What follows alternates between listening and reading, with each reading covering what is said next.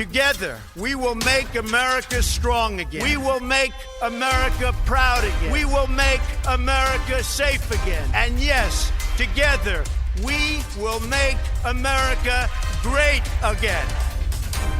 Fogo e Fúria. Ver o mundo a partir da América. E cá estamos de volta com mais um Fogo e Fúria. Comigo, como sempre, Pedro Guerreiro. Viva Pedro. Viva Ruben. Eu sou o Ruben Martins. Pedro, pergunta para $1 milhão logo a abrir este episódio. Afinal, temos paz ou não temos no Irão? E quem é que sai a ganhar desta guerra, Pedro? Se é que há algum vencedor no meio disto tudo. Há desde terça-feira mensagens do lado americano, da Casa Branca e do próprio presidente Trump, de que os Estados Unidos e o Irão poderão finalmente estar perto de um acordo para acabar a guerra. Trump, por exemplo, diz que houve grandes progressos nos contactos entre os dois lados, mediados pelo Paquistão e por outros países daquela região.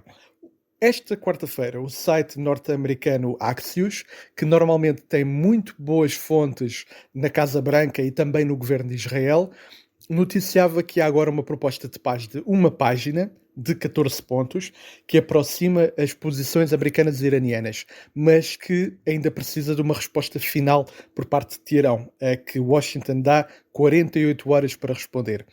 Esta página inclui uma proposta para ambos os lados levantarem o bloqueio naval no Estreito de Hormuz, que é o que mais interessa neste momento à economia global, incluindo à portuguesa. Outra proposta para os iranianos congelarem o seu programa de enriquecimento de urânio e outra ainda para os americanos levantarem as sanções e para libertarem milhares de milhões de dólares dos iranianos que estão bloqueados no exterior, no estrangeiro, no âmbito destas sanções. Parece haver nesta pequena lista uma aproximação de posições. Os americanos cedem no caso das sanções e do dinheiro congelado. Se os iranianos, por sua vez, cederem no programa nuclear, o que mais uma vez, ironicamente, é um regresso parcial ao acordo da era Obama que Trump decidiu rasgar ainda no primeiro mandato. No entanto, é claro que subsistem dúvidas sobre se vamos ou não ter paz e se estamos mais perto ou não do final da guerra. O próprio artigo do Axios, nesta quarta-feira, volta a dizer que há em Washington a percepção de que a liderança iraniana está dividida. E que vai ser difícil nesse contexto surgir uma resposta positiva ou uma resposta de todo do Irão. Tanto que até Trump já esta quarta-feira voltou a ameaçar o Irão com o reinício dos bombardeamentos em caso de resposta negativa. Portanto, sim, algum otimismo, mas QB. Além disso, tudo o que tem acontecido ao longo dos últimos meses tem de nos fazer duvidar de uma forma saudável da palavra tanto de americanos como de iranianos. Os americanos têm passado todo este conflito a dizer que a guerra estava ganha, logo desde a primeira hora, e que os iranianos estavam prestes a capitular. Agora até já dizem que, na verdade, a guerra acabou no início de abril para a Casa Branca não ter de pedir autorização ao Congresso. Mas estas afirmações e estas grandes proclamações de vitória têm sido frequentemente contrariadas pelos factos no terreno e pela resiliência dos iranianos que continuam até hoje a condicionar o Estreito de Hormuz e que continuam a disparar mísseis contra os aliados norte-americanos na região, nomeadamente os Emirados Árabes Unidos.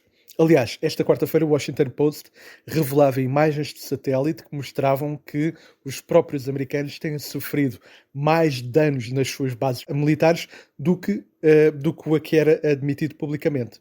E também não podemos confiar, por outro lado, na palavra iraniana, porque continuamos a ter quase todas as semanas notícias de suposta fonte iraniana que são rapidamente desmentidas, como aquela afirmação há poucos dias de que o Irão tinha atingido um navio americano e que foi uma informação que foi rapidamente desmentida. Portanto, os dois lados mentem. Para além dos obstáculos políticos, há também questões técnicas e práticas. O dossiê do nuclear, concretamente, é altamente técnico e não pode ser resolvido com uma simples folha A4 como a que agora é noticiada. O antigo acordo da era Obama, o tal que Trump rasgou, tinha 150 páginas. No melhor dos cenários, o que pode haver aqui é um acordo sobre as conversações que os dois países vão ter daqui para a frente e que idealmente vão ser acompanhadas por um cessar-fogo mais a sério e pelo desbloqueio de Hormuz.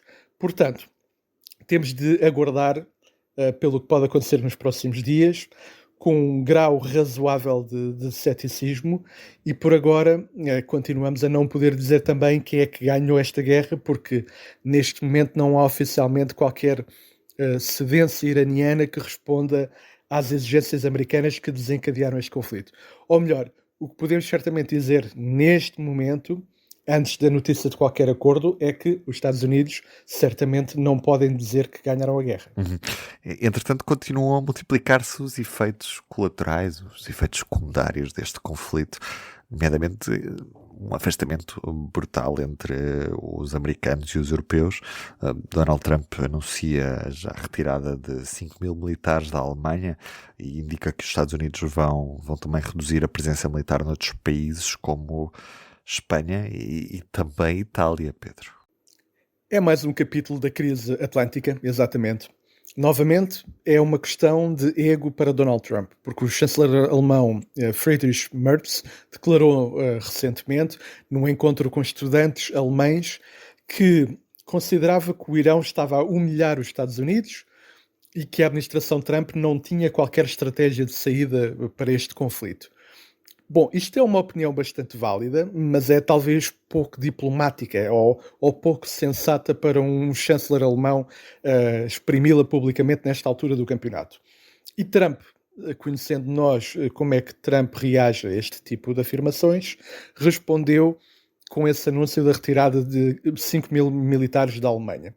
Não foi a única represália. Aliás, Trump ameaçou subir as tarifas americanas sobre a importação de automóveis europeus, o que é claramente um ataque dirigido à economia alemã, sobretudo. Para além da Alemanha, Trump também respondeu positivamente a perguntas feitas por jornalistas nos últimos dias sobre se esta ameaça de retirada de tropas se estendia também a Espanha e a Itália, outros países com uma significativa presença americana e que também têm adotado uma postura crítica em relação à ofensiva norte-americana no Irão. Portanto, é expectável que esta ameaça, de facto, seja também executada noutras frentes europeias. No curto prazo, é natural que esta retirada parcial dos norte-americanos enerve países europeus mais vulneráveis à ameaça russa, tanto que a Lituânia já veio hoje dizer que não se importava nada de acolher os militares americanos retirados da Alemanha. O que é interessante é que, uma vez mais, isto acaba por ter um efeito potencialmente positivo a longo prazo para a Europa. Esta redução da presença militar americana vem dar força ao discurso, nomeadamente ao discurso alemão, do governo alemão, da necessidade de um reforço da defesa europeia, que foi exatamente o que o ministro da Defesa alemão, Boris Pistorius, disse nos últimos dias, que os europeus têm cada vez mais de cuidar de si mesmos. E a Alemanha, de resto, é talvez o país europeu que mais tem feito, ou que tem feito a transformação mais dramática nesse sentido no último ano, multiplicando os seus gastos com a defesa e revendo a sua doutrina militar. Aliás, deixa-me fazer aqui uma pequena nota. Estive há poucos dias em reportagem na Suécia, país que, como sabes, entrou recentemente na NATO depois de décadas e décadas de neutralidade devido à ameaça russa dos últimos anos e à ofensiva russa na Ucrânia. Estive lá numa visita à fábrica da Saab, onde fazem os Gripen, os aviões caça que também são candidatos à substituição dos F-16 portugueses, e esse é muito o sentimento comum a todas as conversas. Que os europeus têm de cuidar da sua vida e investir na sua defesa, incluindo comprar europeu e reduzir a sua dependência militar dos americanos. E para além disso, a perspectiva é que, mesmo que haja um pós-Trump, seja daqui a 1, 2, 4 ou 8 anos, as coisas não vão voltar ao normal e os europeus têm, de facto, de construir a sua autonomia na defesa. Portanto, A prazo, isto é outra birra de Trump que vai apenas reduzir o poder americano no mundo e, neste caso, na Europa. E internamente, nos Estados Unidos, que impacto é que tem esta sucessão de notícias sobre o Irão? Ora, uns dias notícias muito otimistas, outras bastante pessimistas. As coisas continuam complicadas para Trump. Taxa de aprovação ali entre os 37% e os 40%, portanto, uma maioria bastante significativa de eleitores que reprovam a governação trumpista, sem qualquer alteração positiva para Trump, quer com aquela nova tentativa de atentado de que foi alvo no jantar dos correspondentes a 25 de abril, quer com estes anúncios de paz iminente no Irão. Mesmo assim, os números não melhoram. Portanto, a simpatia e a paciência de parte do eleitorado americano em relação a Trump está a esgotar-se. É claro que parte desta tendência negativa é agravada pelo sentimento económico, que por sua vez é agravado pela guerra.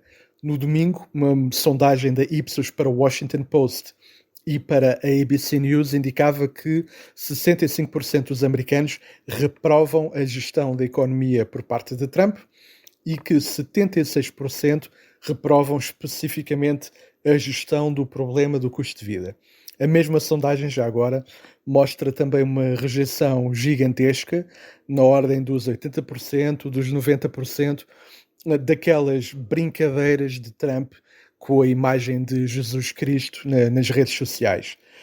E, neste contexto, multiplicam-se também os artigos na imprensa americana a sublinhar a preocupação dos estrategas republicanos em relação às eleições intercalares de novembro. Estes republicanos dão completamente como perdida a maioria republicana na Câmara dos Representantes, mesmo com aquelas polémicas alterações dos mapas eleitorais que em alguns estados dão alguma vantagem aos republicanos, e mesmo com aquele veredito do Supremo Tribunal dos Estados Unidos que declara a ilegalidade dos círculos uninominais de maioria negra, cuja eliminação vai agora dar ali uns 5 a 6 mandatos extra aos republicanos.